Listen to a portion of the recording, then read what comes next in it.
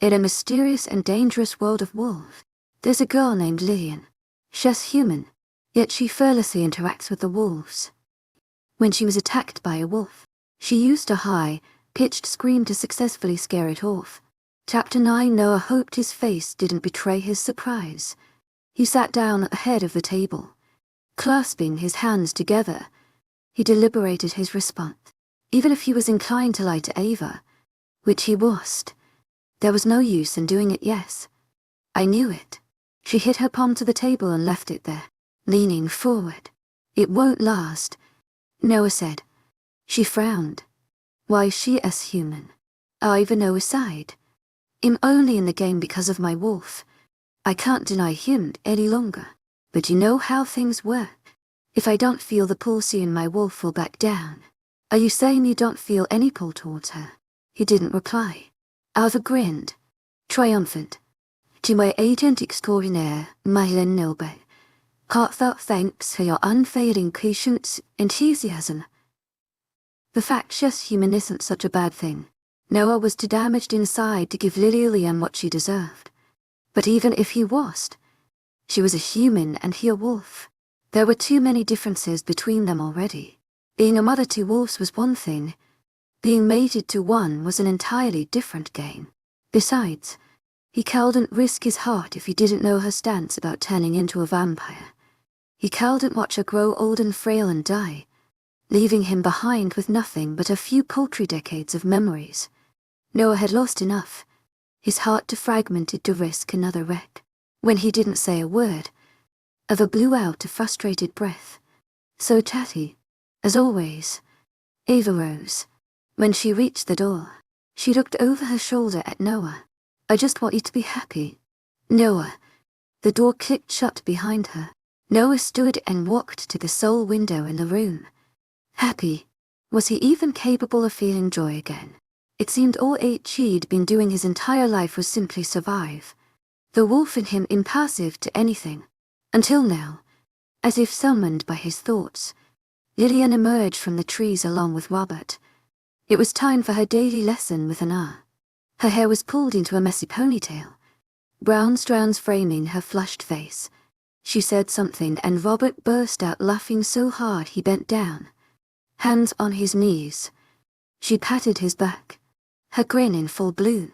Noah felt a twinge of emotion in his chest. He rubbed the spot obstinately. His gaze stayed trained on Lillian joking with the other wolf until they disappeared around the pack house. Noah hadn't realized he moved until he leaned on the pack house's doorframe. He crossed his arms and listened, watch, assuaging the wolf in him.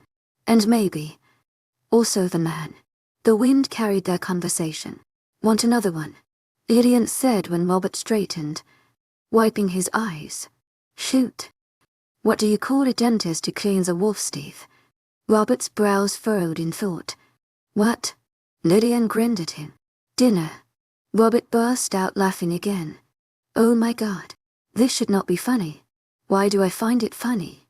He said between gasps.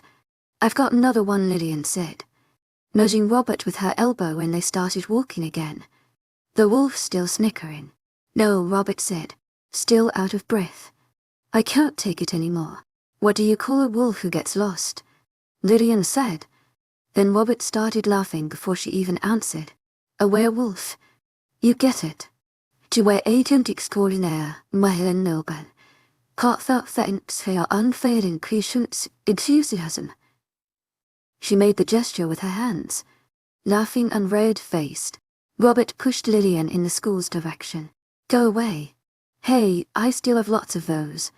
Do you know how much time I spent on line looking for wolf jokes when the twins first shifted? But they never get the jokes. Maybe they just don't find them funny. Robert replied. He dodged her fist. Of course they are funny. Look at yourself. Him laughing at the utter ridiculousness of it all.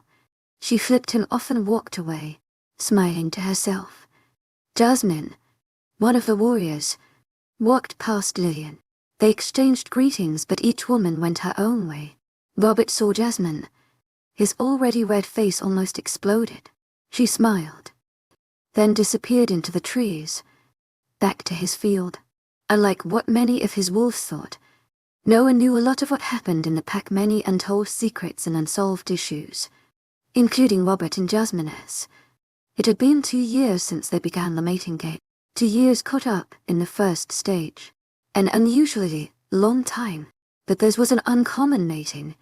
Robert was submissive, Jasmine dominant. Dominant female wolves usually mate with dominant males.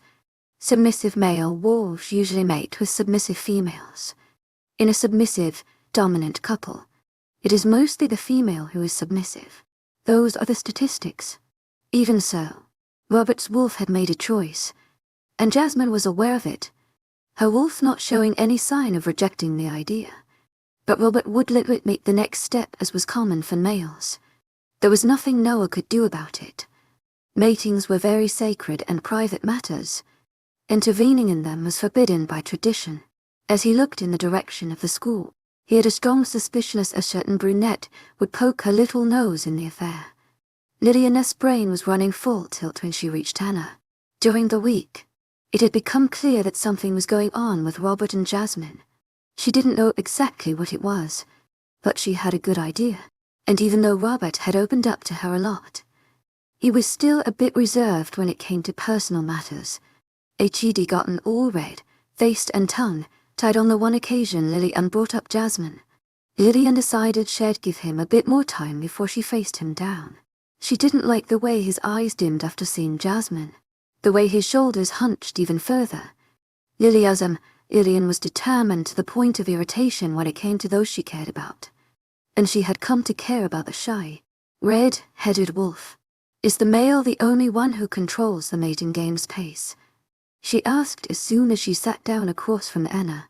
The teacher raised her brows. Well, hello to you two. And yes, in the early stages, the one who initiates the game is the one who sets the pace. In most cases, not all, it's the male. Lillian frowned, crossing her arm. That's very chauvinistic. You have to stop applying human standards to us. Lillian, Anna said. Male wolves I control, and dominant male wolves. They're worse. Lillian, to my agent extraordinaire, Madeleine Nilben, heartfelt thanks for your unfailing patience, enthusiasm.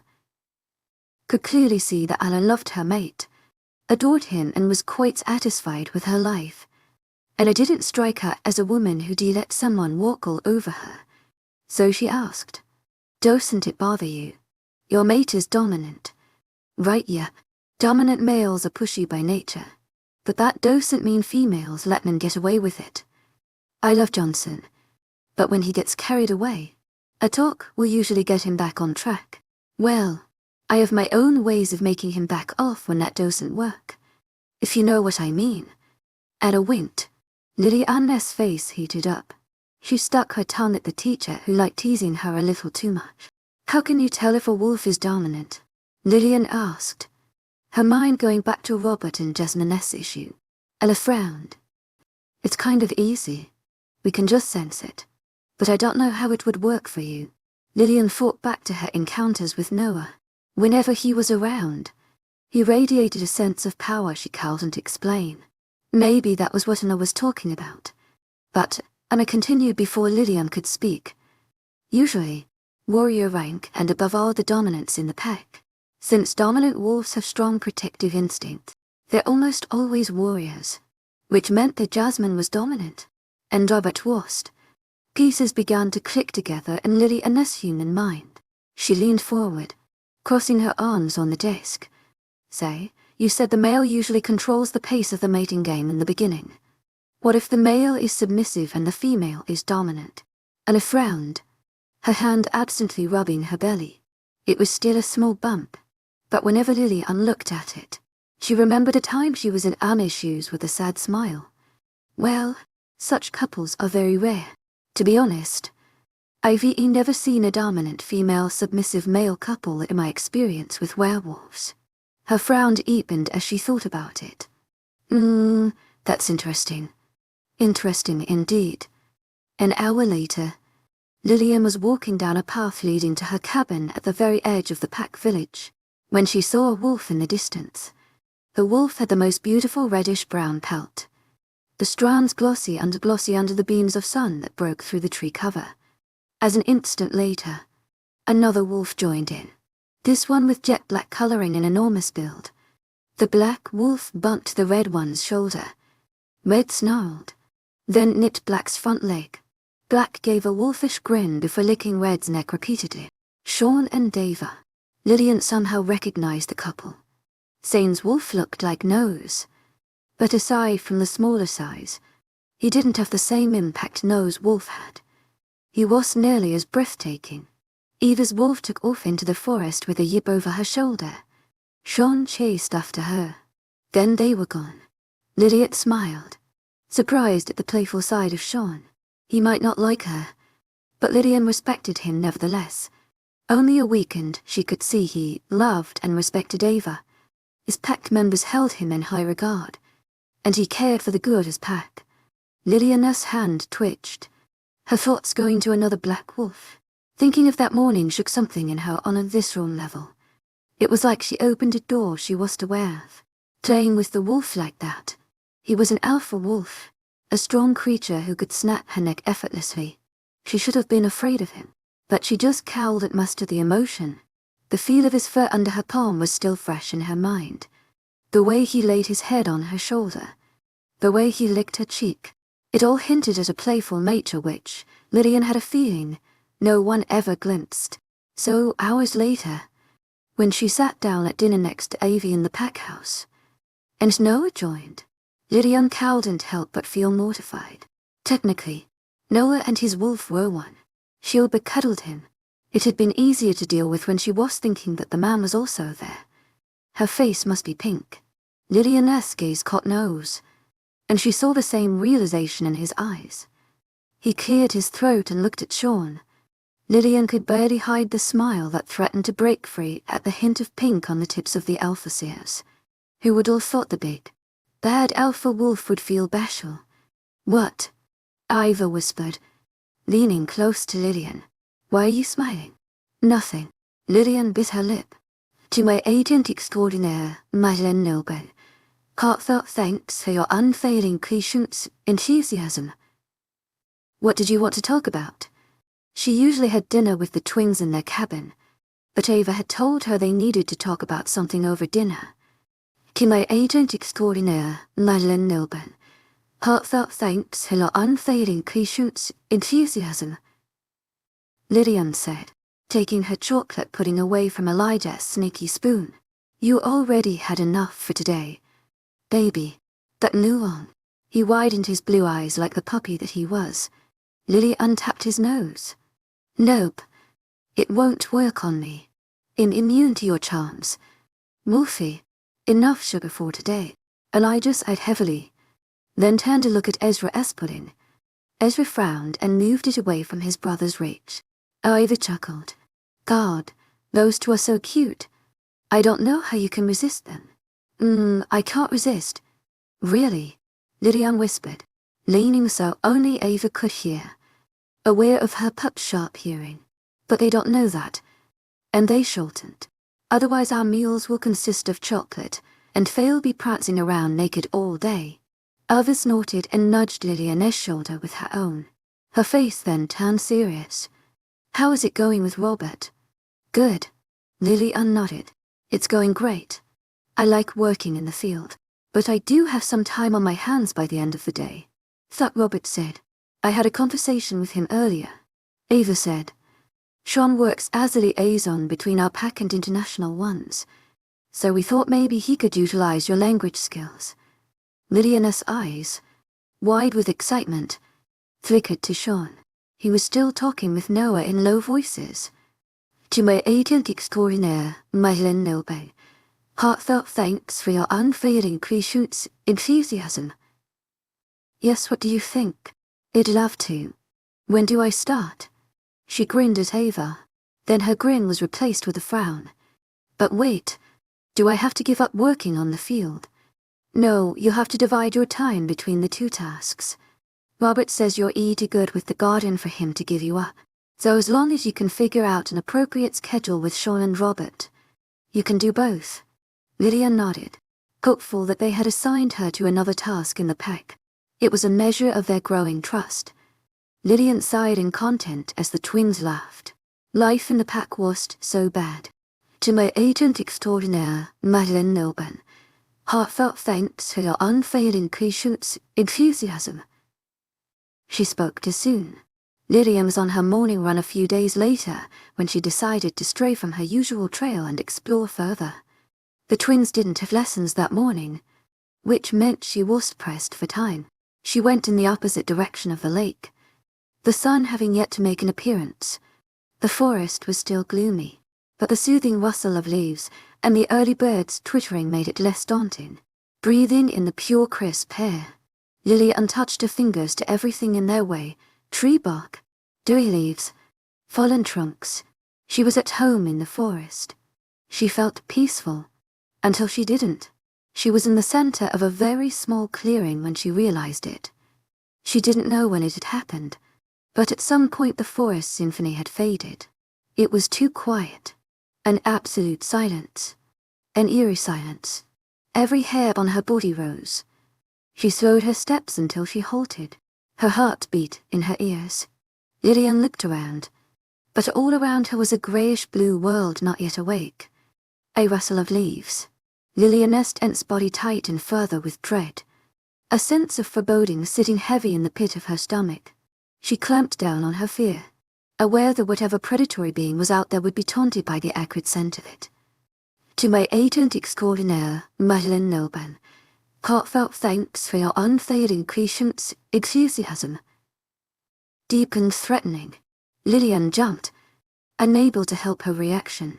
A deep-buried instinct told her that whoever was out there was not a familiar wolf. Whatever it was, it meant harm. Then through the trees across from her, she caught a glimpse of a wolf. But there was something seriously awry about it. The creature was right. The thought barely flickered through her mind before the brown wolf completely emerged from the trees and into the small clearing. Lillian's knees turned empty, threatening to drop her, but she held to every shred of courage she possessed. The wolf bared its teeth in a snarl, revealing sharp, gleaming fangs. The sound vibrated in Lillian's bones. The wolf crouched in a way that meant he was about to pounce. Frozen and terrified, Lillian took a deep long breath and did something that she knew screwed with wolves. She screamed, and so blasting, shrill scream, a note so high, bats would be jealous. The logical part of her brain thought the idea was ludicrous, so she was surprised when the wolf in front of her closed his eyes and shook his head, his ears flattening backward. An annoyed growl erupted from his throat. She took a chance and swiveled around to run, all her inhibitions about running away from wolves gone. Before even taking 2 steps, she froze. Another wolf was there, a grey one. The same feeling of wrongness hit her senses. But Lillian didn't care. The other wolf, too, was shaking his head from the sound she had just produced. But he was a bit farther than his comrade, so he recovered faster. He lunged at her. Lillian screamed again. This time it was more an instinct than a strategically thought-out move. She lunged to the side, keeping both wolves in her field of vision. They regarded her through extremely annoyed eyes. She took small steps backward, and when they both lunged at her, she tripped and fell hard on her behind, covering her head with raised forearms. She waited for the pain. 1 second. 2 seconds. It should have happened by now. Lillian peeked through her forearms. White filled her vision. Bewildered, she lowered her arms to find herself staring at the most beautiful creature. A magnificent, great white stag stood in front of her, its side to her, and its head turned toward the wolves, to intricate out from its head skyward. The stag was so big that she could see through its legs to the stun walls on the other side. The wolves' eyes were comically huge. They appeared more surprised than Lillian, but it didn't last long. They shook their heads, bared their teeth and sprung forward. The white stag didn't move a muscle, much to Lillian's horror. She wanted to scream at it to move, defend itself, just do something, but it didn't need to. A blur of grey and black zipped from the trees to tangle with the wolves. Lillian didn't get the chance to see what was happening on the other side of her white shield. The stag turned its head her way, its coat so pure white that it shimmered from within under the dim light of the earliest dawn. The creature bowed until its nose was inches from hers in one move. She startled, her head moving back on instinct. Lillian's eyes fell on the creature's light blue ones. Wing, like white lashes, fluttered, and Lillian felt a profound wrenching deep in her soul. She was so transfixed feeling that when the creature moved until its nose touched hers, its breath warm on her cheeks, Lillian stayed still, a knowing deep in her heart that it was a creature of peace, that it would never do her harm. Lillian blinked, and the white stag was no more. She had no time to ponder how such a massive creature vanished in a heartbeat. A battle raged before her. The blur she had earlier glimpsed brought Ed with the two rabid wolves. Lillian couldn't believe her eyes. It had only been days since she had read the book, and it gave her about different immortal beings. But Lillian could clearly remember seeing a rough drawing of the creature battling the wolves. To my agent extraordinaire, Madeline Nilben, heartfelt thanks for your unfailing patience, enthusiasm. A flat nose, bead-like, wide, set deep black eyes set in a narrow face with pallid, almost grey skin. Pointed ears peeked through long and shaggy white hair, and sharp teeth that snapped an inch away from the brown wolf's neck. The grey wolf swayed to his feet near a tree where he had been thrown. Fear and self-preservation made Lillian stay absolutely still, not wanting to attract any attention. The troll obviously knew what he was doing. He didn't need her help. Not that she could be of any use. Her plans to stay under the radar were spoiled when the grey wolf spotted her. She couldn't outrun him, and was counting her on her screams working once again. Lillian's eyes skimmed her surroundings. In a quick move, she snagged a heavy branch a couple of feet away and scrambled to her feet. In a second, the wolf was on her. Lillian swung the branch with both hands as hard as she could. Her aim proved true, and the blow connected with the side of the wolf's head. It turned under the blow and a growl whine escaped him. The wolf fixed Lillian with an annoyed gaze, lips pulled back in a snarl, chest heaving. Lillian held onto the branch for dear life. Her feet moved back on their own accord. The wolf gave an annoyed growl. It moved too fast for her brain. The wolf's jaws snapped the branch from her hands and tugged it away, throwing her aside in the process. Pain didn't register as her body hit the ground. Then the wolf's jaws gaped inches from her face. Lillian's last memory would be of the creature's acrid breath and drool-covered teeth.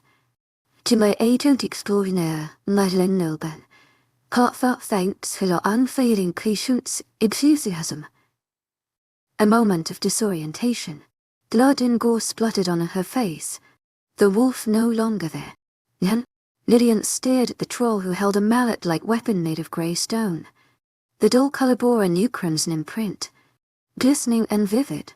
Blood. The troll crouched in front of her, defending her. He was defending her. The brown wolf, bleeding from a severe gash on his head, his hind leg hanging limply, launched himself again to attack the troll. The shapeshifter had no sense of self-preservation. He should have retreated by now if he cared for his life. The troll raised his bloody weapon, preparing to retaliate, but he needed not. Lillian watched, transfixed, as a black wolf, far bigger and far more threatening than her two attackers, jumped on the brown one. His jaws closed on the wolf's neck with an echoing crack. He shook his head furiously until his prey's neck was nothing but tendons and wisps of flesh and fur. Blood sprayed the grass in a shower of death and gore. The head dropped to the ground with a dull thud. Nosewolf let go of the rogue, the taste of blood sour on his tongue. Noah looked around the small clearing, seeing what his mind couldn't accept. To my agent extraordinaire, Madeline Nilben, heartfelt thanks for your unfailing patience, enthusiasm. He crouched defensively in front of Lillian. She was sprawled on the ground, her hands holding her up in a sitting position. Another wolf lay to the side, half of his head gone, bashed in. Noah's warriors charged in behind him. He shifted to skin, straightening up. The troll's deep black eyes focused on him. Trolls were extremely private. They never associated with other races. Even other immortals knew very little about them. Noah had only ever glimpsed one from afar before this. Noah nodded at the troll. The fact that he was in Noah's territory came second to the fact he had defended a member of Noah's pack. Appearing to understand Noah's message, the troll straightened from his crouch. His body was tall and weary, with sleek muscle underneath greyish skin. A scrap of fabric covered his hips down to his knees. The troll looked over his shoulder at Lillian, staring in a way that made Nosewolf want to growl. He was still too close to the surface. Then the troll ran into the woods, disappearing in a flash. The only proof he had been there was his woodsy smell and the shock of the pack wolves behind Noah. Keeping his eyes on Lillian's shocked face, Noah gave orders to his men through mind link. 3 of the wolves stayed in their fur, surrounding the clearing in a security perimeter.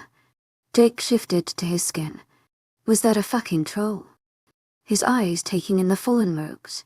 Yes, Noah said. Check the other rogue. Jake did so. Barely alive but unconscious. The head wound would take a long while to heal. If it ever does. I don't know if the brain is damaged. The master at arms met Noah's gaze, awaiting his order. When Noah nodded, Jake snapped the wolf's neck, then dug his clawed hand into the rogue's ribcage, tearing out the heart. Lillian startled at the sound of bones breaking, but her eyes were glazed over, staring blankly into space. Dull, sightless, Noah approached and hunched in front of her. The blue of her eyes was nothing but a ring around enlarged pupils. Pulse fluttered in her neck, a rapid staccato that matched her erratic breathing. Her lips lost all color and her skin was clammy. Noah's eyes assessed her injuries. The blood on her body washed hers. She only had a few scraps on her face. Her body was tense but otherwise uninjured. He breathed out. She was safe. His hackles lowered. If the troll hadn't been there. Noah cowed at it and considered the possibility without wanting to revive the rogues and kill them again slowly and painfully. He shook off the visceral response. Lillian. His voice firm. She was in shock. Unsurprising. Really. Considering her face was splattered with blood and shattered bone and the blood-soaked violence she had just witnessed. The intense stench of her fear grated it against his senses and made him want to shake her and hug her in equal measures. The wolf in him wanted to snap his teeth at her, bring back the stubborn spark in her eyes. The wolf understood her reaction, but he was still dejected because if she couldn't handle this, then she couldn't handle his life. A sense of loss and disappointment sparked in his chest. Noah admitted to himself that the spark of emotion wasn't only his wolf's. The man in him was also disappointed. He didn't know when it happened. But despite Noah's thought, he was subconsciously hoping she would be his. So, when she started trembling, and still wouldn't meet his eyes, he made the decision. The mate that the wolf chose was the one who never dropped her gaze from his when it mattered. One with a golden heart and deep courage. One who didn't shy away from him. If she couldn't handle this, then being his would break her. And Noah was honest enough with himself to admit that a broken Lillian would tear his heart apart. Maybe he should have given her time. To my agent extraordinaire, Madeleine Nilban, heartfelt thanks for your unfailing patience, enthusiasm. She was a human, new to their world and reality. Maybe. Noah shook his head, a heaviness in his chest at the feet of his realization. Jake, take her back to the pet doctor, then murmured in a lower voice. She's not strong enough. Her fire reignited. Chapter 10. She's not strong enough. The veil of shock blanketing Lillian's mind tore open. Those whispered words fanned the embers of her fire. To my agent extraordinaire, Madeleine Nilban, heartfelt thanks for your unfailing patience, enthusiasm. Her body trembled from the previous rush of adrenaline, but she clamped down on her fear and got her shit together. She raised her glare at the man who thought he had the right to judge her. How dare he?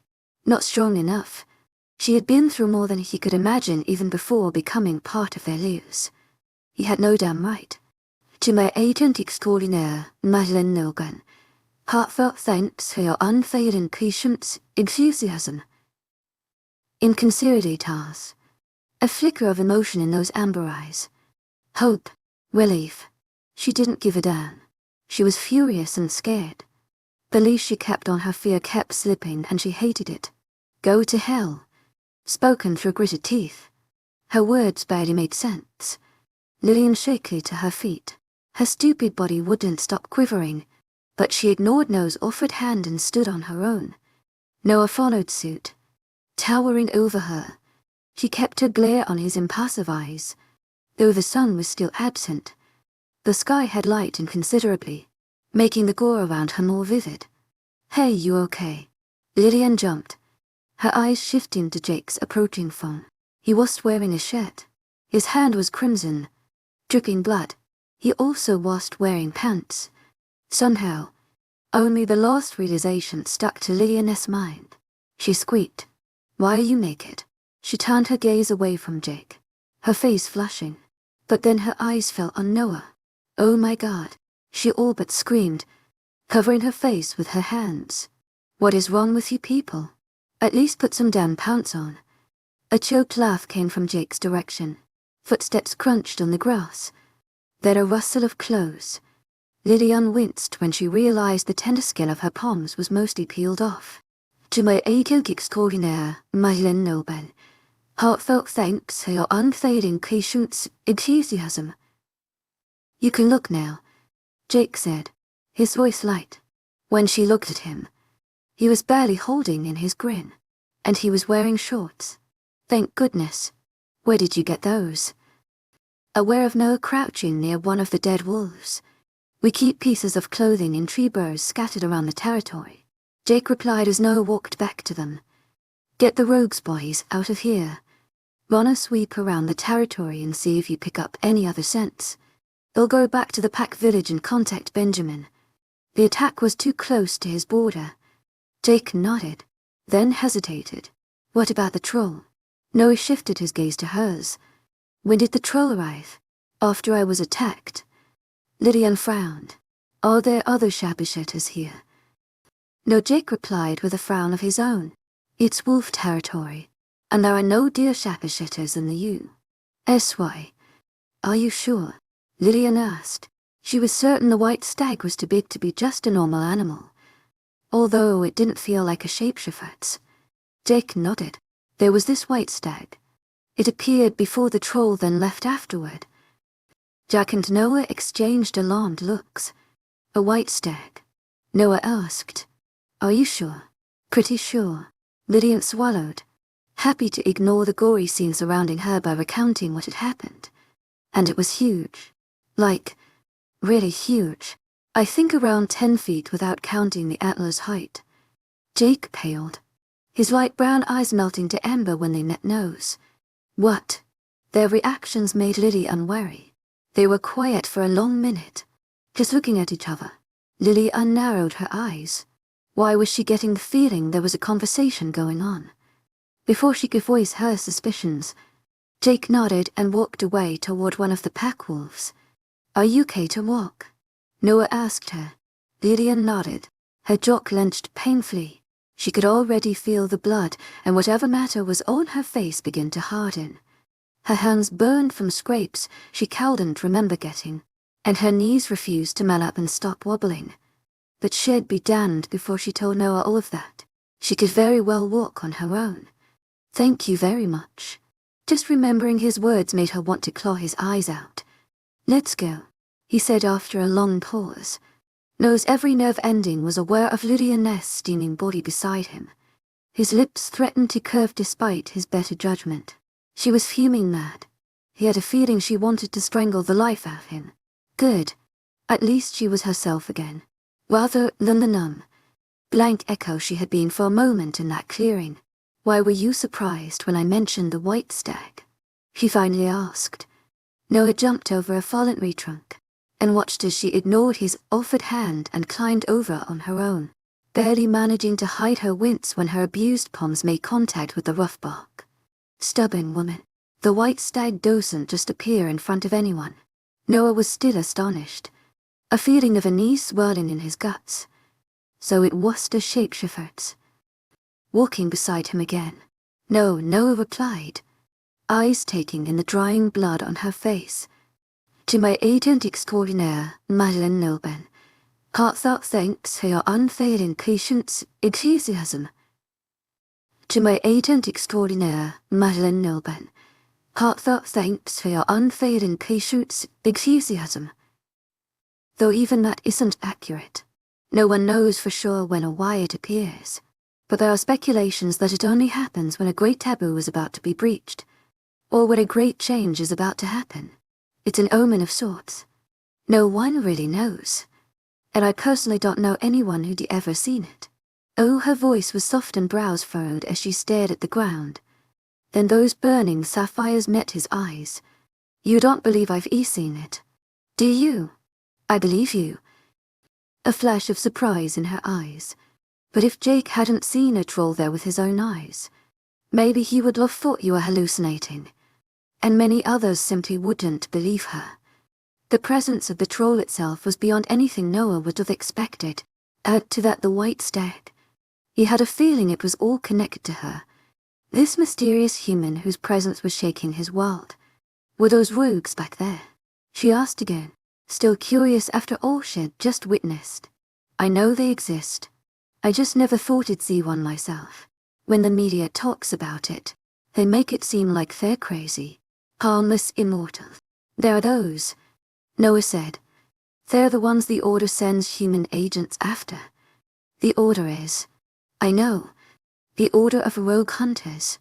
The Order has human agents and immortal agents. They only send the human agents to handle weak rogues. That's why the media portrays them that way. Those two back there were reasonably strong. She hugged her middle. How does one turn into a rogue? For sharpshooters? Noah said.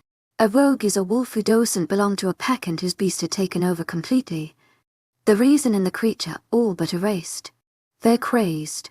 No sense of logic or humanity in them. All they seek is blood. She sucked in a sharp breath. So if the twins had continued to live outside the pack, Noah heard the tremble in her voice now. Not all sharpshooters who live outside pack structures are rogues. There are lone wolves. Usually, but not always, a wolf would go rogue after dealing with some sort of trauma. The individual retreats to the back of their head, leaving behind a beast who doesn't understand how to deal with things and whose first response is violence. The longer the beast stay in control, the longer the chances of them losing their sanity. Lillian slowly nodded, staring at her feet. They had to die, didn't they? Surprised at the loss in her voice. He looked at her to see a downcast expression taking over her features. They had to. Otherwise they'd continue to ravage and kill to quench an endless bloodthirst. There's no going back from going rogue. Usually, so much death. It was a low whisper he wouldn't have caught if not for his sensitive hearing. Which reminded him, were you the one who screamed? Because that voice irritated his own ears even from a distance. He felt kind of sorry for the rogues. Her cheeks stained bright pink under the first sun rays. I thought it would be a good idea since, you know, your hearing is sensitive, and it would be a good way to call for help too. She cleared her throat, then reached as if to touch her hands to her cheeks before she remembered they were covered in blood. Noah glimpsed her badly scraped palms, the skin all but peeled off. It looked painfully raw. You hurt your hands. He reined in the urge to take her hands in his. It was a reminder of how vulnerable she was physically, no matter how much fire her spirit had. She looked at her palms, nodded. It must have happened when the wolf pulled the branch from my hands. I was holding onto it very desperately. Noah suppressed a growl. He was there. She had been so close to death. Too close. And he'd been too far away. He could still feel the claws of dread gripping his heart when he heard her scream. Somehow, he knew it was her. He ran as fast as he could, but not fast enough. What were you doing so far from the pack village? To my agent extraordinaire, Madeleine Nilben. Heartfelt thanks for your unfailing patience, enthusiasm. He came out as a growl, an annoyed look his way. I was just exploring. And it's not that far. Noah sighed. Stick to your usual trail from now on. Lillian narrowed her eyes at him. I'll think about it. It was a suggestion, he replied through gritted teeth. The thought of her being so out of reach was pulling his nerves taut. "I don't take orders from you." She stopped and scowled at him. "I thought we cleared that up." He took a few steps ahead and stopped, his back to her. Deep breaths. "You will take orders when you're putting yourself in danger. You know what? Screw you, Noah." In a blink of an eye, Noah was toe to toe with her, his head bowed until his face was inches away from her bloodied one. The blood only served to flare up his anger. She jumped, the fear coloring the air around them. His limits had been pushed this morning, and the way she flippantly handled her own safety triggered him. "To my agent extraordinaire, Madeleine Nilban, heartfelt thanks for your unfailing patience, enthusiasm," he said through a growl, his eyes going amber and fangs jutting out. "Don't push me right now." Her eyes narrowing. He opened his mouth but closed it when he realized he had nothing to say to that. Damn woman. The blue of her eyes darkened when she lifted her chin and poked a finger to his chest. The touch burned a mark on his skin. For the last time. "Don't give me orders. You're not my alpha." Noah's nostrils flared. The scent of fear disappeared between 1 second and the next. All his nose picked up was her fire and spring tainted with blood. "How do you do that?" She had done that on multiple occasions, hiding her reactions, her fear, a feat even wolves couldn't achieve. "What?" She shook her head in confusion. Noah looked for a hint of deceit in her face, but found none. It was natural, the way she could control her reactions.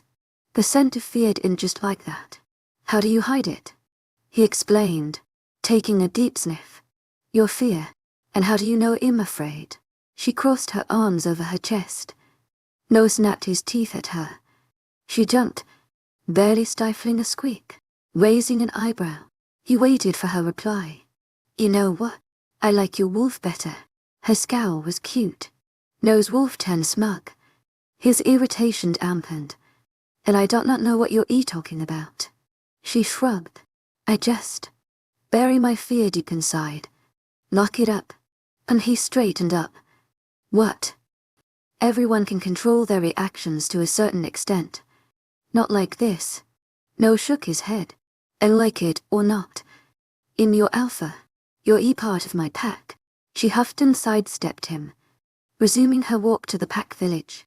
"Oh, bite me, Noah. I might just do that," Noah murmured under his breath. Lillian looked over her shoulder with a scowl. Noah closed the distance to walk beside her. "The white stag," Noah said after a while. "Keep it a secret. Why, it might attract attention. The wrong kind." Lillian was already an oddity in their world. The white stag and the troll would be the cherry on top. Having ordered the pack members who were at the clearing to not share the news, only Lillian had to keep quiet about it. "To my agent extraordinaire, Madeleine Nilban, heartfelt thanks for your unfailing patience, enthusiasm." She agreed. Surprising, since Noah had the feeling she disagreed with his orders on principle. Even if they proved reasonable, his feeling must have shown on his face because she rolled her eyes. "Don't look at me like that. I know when to pick my battles." Noah made a disbelieving sound. Lillian uttered a curse under her breath, and they walked in comfortable silence to the pack village. After delivering Lillian to the infirmary where Ava was waiting, Noah went to his home office to contact Benjamin. They had an undesirable conversation. One of the unmated females of his pack had been abducted. It happened simultaneously with the rogue attack, Noah said, tapping his fingers on the desk. Yes, Benjamin's voice was more of a rumble. Understandable. One of his own had been kidnapped. The rogue attack was at the same time as yours, on our southern border, the border they shared. Dinthioson, Linda was on patrol on the northern border. Noah guessed. The rogue attack was a distraction. Was she alone? No, he replied. She was with 2 other wolves, a male and a mated female. They somehow lost consciousness. When they woke up, Linda was nowhere to be seen. They're beating themselves up over it. They don't remember how they lost consciousness, no. The last of their memories are fuzzy at best. Benjamin replied. I sensed a very faint hint of magic in the spot they were in. but you'll have to bring in a witch and confirm it. Yes, they might be able to tell more. Noah agreed. After hanging up with Benjamin with a promise to meet up later, Noah linked Jake, Sean and Ava. He briefed them about the kidnapping and asked them to check if all pack members were accounted for. Though he could feel the pack was calm through his own links, he needed to be sure. When Noah was back in the infirmary, Ava was still patching up Lillian. She was freshly showered and changed. Color was back to her cheeks, and she didn't look like a human who'd just witnessed a massacre hours earlier. "How bad is it?" he asked as soon as he stepped into the room. Lillian perched on one of the beds with Ava sitting on a chair in front of her. "Hey." Ava glanced up, continuing to bandage Lillian's hands. "Her palms are in a pretty bad shape, but other than that she's fine. A few bumps and light bruises. They'll give her some pain medication for it." "How did they get in?" Noah cowed and resist. He sat down on the bed next to Lillian.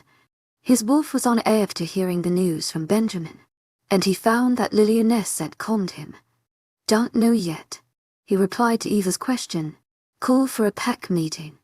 To my agent extraordinaire, Lillian, heartfelt thanks for your unfailing patience, enthusiasm," Ava said.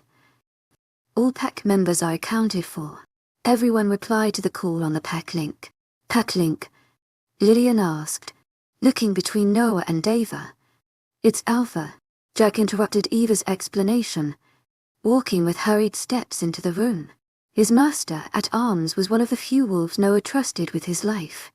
He was built like Noah, his body rather lean.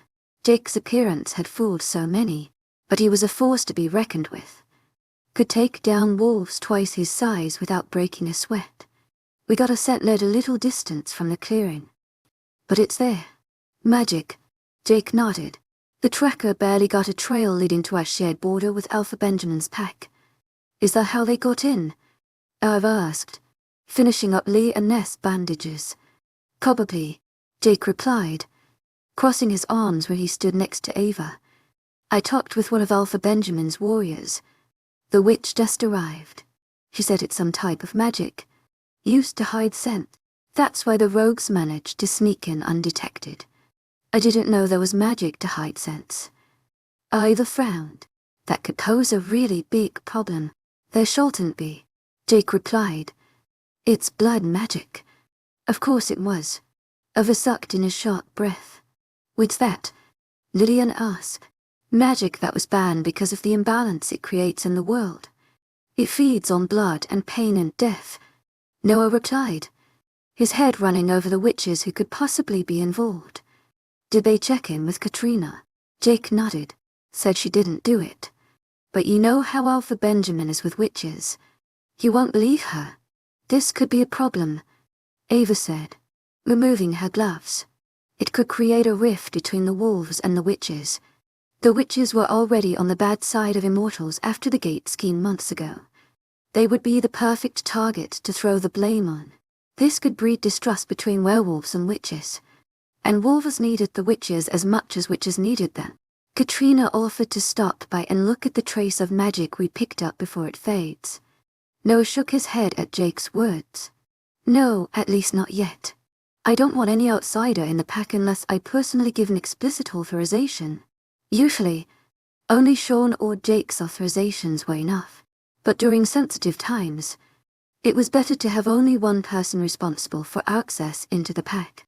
That would allow them to avoid any misunderstandings, and be in control of the situation in the pack." "Got it." A firm no from Jake. "You think the kidnapping at Benjamin's is related to the other ones?" "Probably." Noah leaned his forearms against his knees. "To my agent extraordinaire, Lillian, heartfelt thanks for your unfailing patience, enthusiasm." "What kidnappings?" Lillian asked, her wide eyes darting from Noah to Jake. Jack let Noah for permission. At his nod, he explained. There have been kidnappings going on for the last few weeks. Unmated female wolves disappeared, but the packs affected were all on the west coast. "Oh God," Lillian whispered. "And you think it's a serial kidnapping? No one knows who's responsible?" The kidnappers only took unmated females, specifically ones under the age of 25. So we think it's most likely related. Lillian nodded. Then, how would the kidnapper know if the female is mated or not? Mated females usually smell of their mates. Ivor replied. Lillian frowned. So you're assuming the kidnapper is a wolf, or at least a shapeshifter with a strong sense of smell. Opened her mouth to reply, then closed it, looking at Noah with wide eyes. Noah, too, felt like he was blindsided. He had assumed the kidnapper would recognize the unmated females by scent, because that was how he did it. We don't know for sure HES is shapeshifters. Right, Jake said, looking as confused as Noah was. No, Noah straightened up and looked at Lillian through new eyes. We just assumed HED recognized them by scent because that's how we do. The sense of smell was such a natural part of their nature that Noah had subconsciously assumed everyone else would be the same. They weren't. Can other races tell the difference? Lillian asked. Can witches? Not everyone can tell. Ivor replied, then looked at Noah with a grim knowledge he recognized at once. Which leaves the question, if the kidnapper isn't a shapeshifter, how would he know the females he kidnapped are unmated? Silence followed Diva's question, and it was a silence heady with an unsaid possibility that the kidnapper was getting inside information about the pack members he targeted. No wolf would want to make that argument. No wolf would want to know there was a rat in their pack. Before a growl of anger could rip out of Noah's throat, Lillian spoke. Maybe HES working with someone else. Maybe there's more than one person. Maybe. Noah murmured. Then up he stood. I want the pack gathered by the lake in 20 minutes. Exactly on time. All members of the pack except those on patrol duty gathered by the lake. Wide-eyed pups quietly clutched their parents' hands, sensing the somber mood. Noah stood with his back to the lake, his protectiveness flaring at the sight of the pack's most vulnerable. He would lay his life for every single one of those pups. The whispers and murmurs hushed when Noah began speaking. Shock. To my agent extraordinaire, Madeleine Nilben.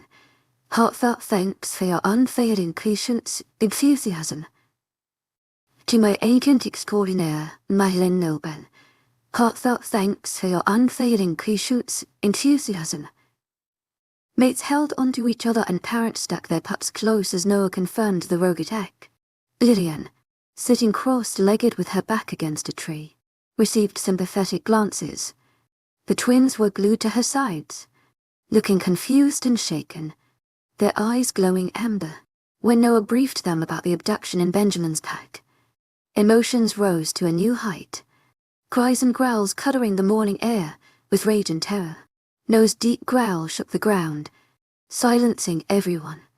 There's a big chance the abduction is part of the serial kidnappings that have been targeting unmated females. So from now on, no unmated female warriors will be designed for patrol duty. If you have any objections, you'll hear them afterwards. Noah added when more than one female warrior expressed disapproval. Also, except for warriors, I don't want anyone going far from the pack village. And all unmated females are to be constantly accompanied when moving around. I know it's not an ideal situation, but think of the alternative. The female who was kidnapped in Benjamin's pack was a warrior on patrol, with 2 other warriors with her. Still, the perpetrator managed to get her and knock out the 2 wolves. I don't want to have a member of my pack harmed, so obey the orders. No wandering around on your own, night or day. Am I understood? Noah asked, letting his wolf show in his eyes. Yes, Alpha. Dismissed, Noah said, then waited in place as some wolves went over to comfort Lillian, one pack member after the other, and more came to him with questions and demands. Most of them were female warriors whose pride had been pricked by the orders he gave. They could live with it. The risk was too big to cater to individual prides and sensibilities. Losing a pack member to an unknown fate would deeply wound his wolves. Noah wouldn't allow his pack to be broken again. It had been more than 16 years since Noah took over and did the reign of terror. He still bore the mark, and he still saw the pain in the older wolf's eyes. Noah had built his pack from the ground up. He would not permit it to be damaged in any way. The female warriors left with reluctant compliance after Noah confirmed that his orders were unappealable. Sean joined him where he stood. "They'll live with it," Sean said, referring to the female warriors. He nodded with his chin to where Lillian was surrounded by concerned pack members. The pack took well to her. Noah heard the begrudging acceptance in his brother's voice. He hummed a response. Ava said she won't be able to work on the field with her hands like that. Noah hummed again. Sean shifted on his feet and crossed his arms. "She can start working with me in the office on some external matters. Those damn French are driving me nuts." Noah contained his smile. He knew Sean would eventually see that Lillian was no threat, that she was nothing like some of the murdering, power-hungry assholes in her ways. Now that Sean was no longer looking like he wanted to tear her throat out, Noah could focus on other pertinent problems. In calling in Jensen and Benjamin for a meeting, Noah said. "Today," Noah said. "They'll probably spend the night." "Got it. I'll coordinate with Ava for the sleeping quarters." Sean looked at Noah with wary eyes. "You think the rogue attacks were a distraction?" Noah shrugged. Sean blew out a harsh breath. "You know that rogue wolves usually don't act in an organized fashion. We can't assume anything anymore." "Sean," Noah said, his eyes going back to Lillian. "What we know as truths can change overnight. And the woman whose scent and eyes he craved was a living proof of it."